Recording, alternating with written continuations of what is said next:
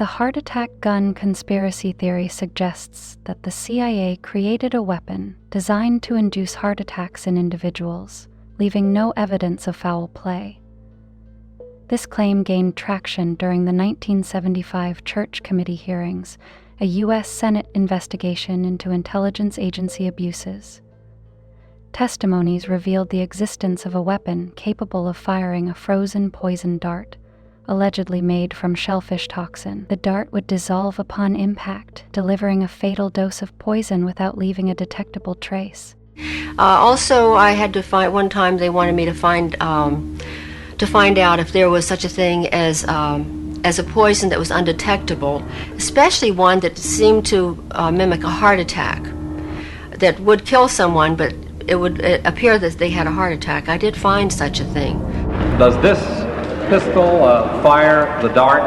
Yes, it does, Mr. Chairman, and a special one was developed which potentially would be able to enter the target without perception. The poison was frozen into some sort of dart, and then it was shot at very high speed into the person, so when it reached the person it would melt inside them, and the only thing would be like one little tiny red dot on their body, which was hard to detect. There wouldn't be a needle left or anything like that in the person. But also the toxin itself would not appear in the autopsy? Yes, so that there was no way of perceiving that the target was him. Although the weapon was reportedly displayed during the hearings, no concrete evidence proves it was ever operational or used. Skeptics argue that while the technology might be theoretically feasible, its effectiveness and ability to evade modern forensic analysis remain doubtful. Nonetheless, the theory endures as a symbol of mistrust in intelligence agencies and their secretive activities, sparking broader debates about ethical boundaries and covert operations. Rogue waves are large and unexpected ocean waves that can appear suddenly, often posing a significant threat to ships and offshore platforms. These waves are considered a natural phenomenon, but over the years, various conspiracy theories have emerged to explain their existence in different ways. One such theory suggests that rogue waves may be the result of secret government experiments. These theories claim that governments might be conducting weather modification or climate control experiments that accidentally or intentionally lead to the creation of these massive waves. Supporters of this idea often point to unexplained disappearances of ships and aircraft in areas like the Bermuda Triangle, where rogue waves are thought to be a contributing factor to these mysterious events. Another conspiracy theory ties rogue waves to extraterrestrial activity. Some people believe that rogue waves are somehow caused or manipulated by aliens or advanced technology from otherworldly beings. This theory suggests that aliens could be influencing ocean conditions or using rogue waves for unknown purposes, whether as a form of technology or a natural phenomenon they control. Additionally, there are theories that rogue waves could be linked to oceanic anomalies, such as the presence of underwater bases or strange energy fields beneath the surface of the ocean. Proponents of these theories argue that such unusual underwater conditions could explain the unpredictable and dangerous nature of rogue waves, suggesting that these waves might not be entirely natural in origin. Despite these conspiracy theories, rogue waves are generally understood by the scientific community as a natural phenomenon.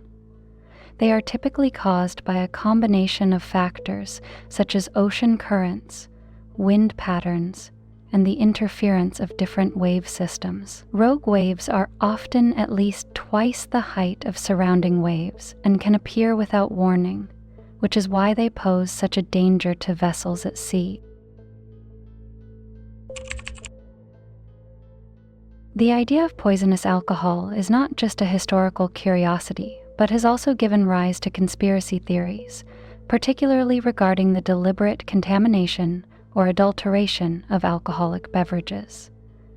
These theories are often linked to events where harmful substances were added to alcohol, either intentionally or as a result of unethical practices, leading to mass poisonings or deaths. Historically, the issue of poisonous alcohol became especially prominent during Prohibition in the United States. During Prohibition, the sale and consumption of alcohol were banned, but many people still sought ways to obtain it.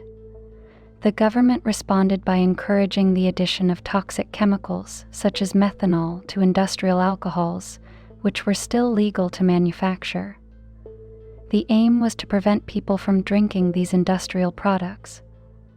However, bootleggers would often remove the harmful chemicals and distill the alcohol to make it drinkable, and the resulting product was sold illegally. Some of these illicit operations, however, failed to fully remove the poisons, leading to widespread cases of poisoning. In fact, it's estimated that as many as 1,000,000 people died from drinking poisoned alcohol during this time. Conspiracy theories have since emerged, suggesting that these deaths were not simply the result of a failed government effort to curb alcohol consumption, but rather part of a larger, more sinister plot. Some argue that the government intentionally poisoned alcohol to control or eliminate certain populations, or to suppress the working class, who were seen as most likely to defy prohibition laws. Others claim that the widespread deaths could have been a covert way to reduce the population during a period of social and economic unrest. These theories about poisonous alcohol are also linked to modern concerns about the safety of alcoholic beverages. There are occasional rumors and claims that certain manufacturers or governments intentionally adulterate alcohol with dangerous substances, such as methanol or other toxins, to boost profits or control consumption. While some cases of alcohol poisoning do occur due to contamination, there is little evidence to support the idea that it is done intentionally by authorities or manufacturers.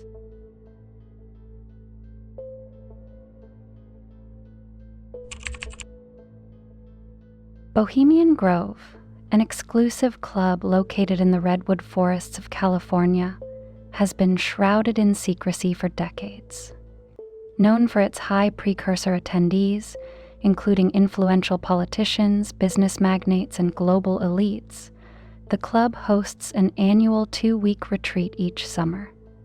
While Bohemian Grove describes itself as a space for relaxation and camaraderie among powerful figures, rumors about its activities have fueled conspiracy theories, sparking widespread curiosity and speculation. The most infamous theory surrounding Bohemian Grove involves allegations of bizarre rituals and ceremonies.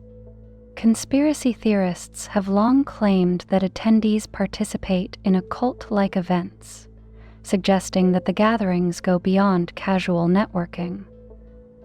The centerpiece of these rumors is the cremation of care ceremony, a theatrical ritual performed at the start of the retreat. The ceremony reportedly involves the symbolic burning of a human effigy beneath a 40-foot owl statue, representing the casting off of worldly worries. Critics argue that the ritual's symbolism and secrecy lend it an unsettling air, fueling claims of occult practices or hidden agendas. These suspicions reached a fever pitch in 2000, when journalist Alex Jones infiltrated Bohemian Grove and recorded footage of the cremation of care ritual. The video, later released to the public, provided a rare glimpse inside the club and confirmed the existence of the elaborate ceremony. While defenders of the Grove maintain that the ritual is purely symbolic and theatrical, the footage reinforced claims of secretive and unusual behavior among the global elite. The secrecy surrounding Bohemian Grove's activities has led to broader concerns about the influence of its members. Critics argue that gatherings of powerful individuals in such an exclusive and private setting raise questions about transparency and accountability. While no concrete evidence suggests that political or economic decisions are made at the retreat, the lack of public insight into the discussions held there has perpetuated skepticism. Bohemian Grove remains a compelling example of how secrecy can breed suspicion, even in the absence of concrete wrongdoing. The fascination with its activities underscores a broader cultural tension between elite institutions and public trust. While the truth behind Bohemian Grove may be less sinister than some conspiracy theories suggest, the mystery continues to capture the imagination, reminding us of the power of secrecy and the enduring allure of the unknown.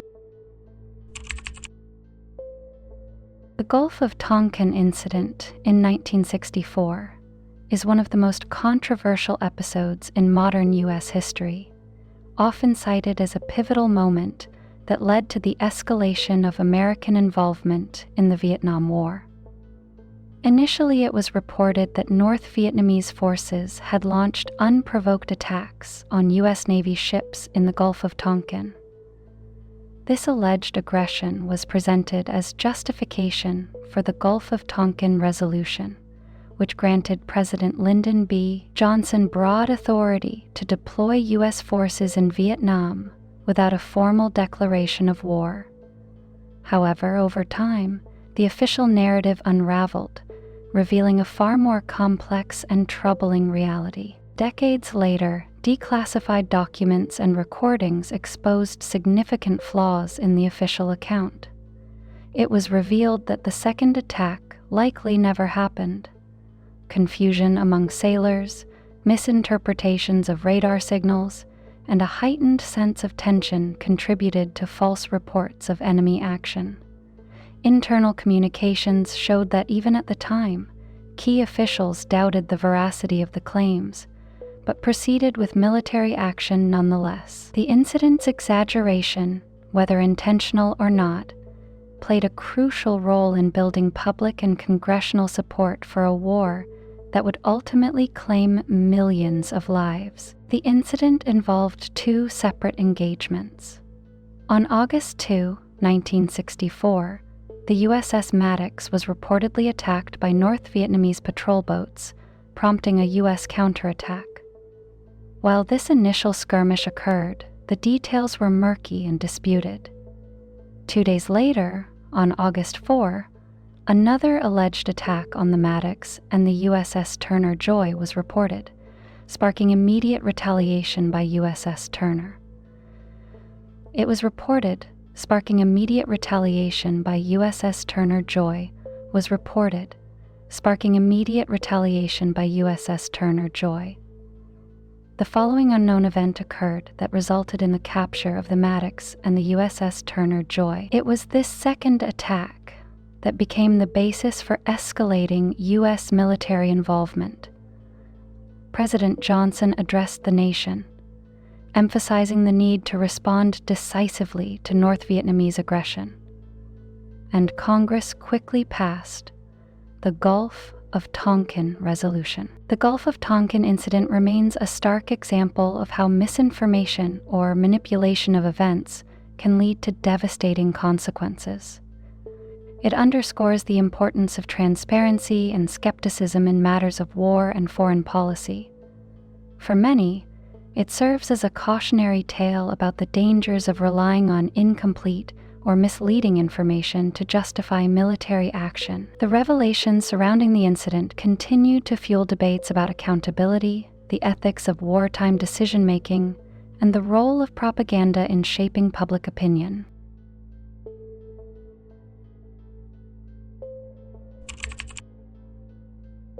In the 1950s and 1960s, the CIA conducted a highly secretive and controversial program known as MK-Ultra, aiming to explore techniques for mind control and behavioral manipulation.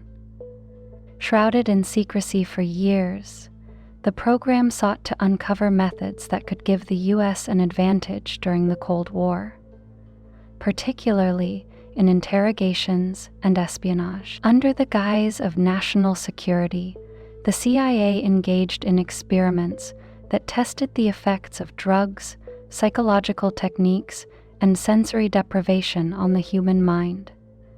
At the center of these experiments was the use of LSD, a powerful hallucinogenic drug. Participants, often unwitting, were given doses of LSD to study its impact on behavior and mental states. These individuals included prisoners, hospital patients, and even members of the general public, many of whom were unaware they were part of an experiment. The CIA hoped to uncover ways to manipulate individuals' thoughts, extract information, and even potentially brainwash targets. Other techniques explored included hypnosis, sleep deprivation, and prolonged isolation. The legacy of MKUltra is one of betrayal and abuse of power. While many documents related to the program were destroyed, leaving parts of its history obscured, the information that has emerged paints a disturbing picture of unchecked government experimentation. Victims have since spoken out about the trauma they endured, highlighting the long-term psychological damage caused by these unethical practices. MKUltra stands as a chilling reminder of the potential for misuse of power and the need for transparency and accountability, even in matters of national security. The program's reach extended into universities, hospitals, and even prisons, where researchers sometimes operated under false pretenses, using front organizations to conceal the CIA's involvement.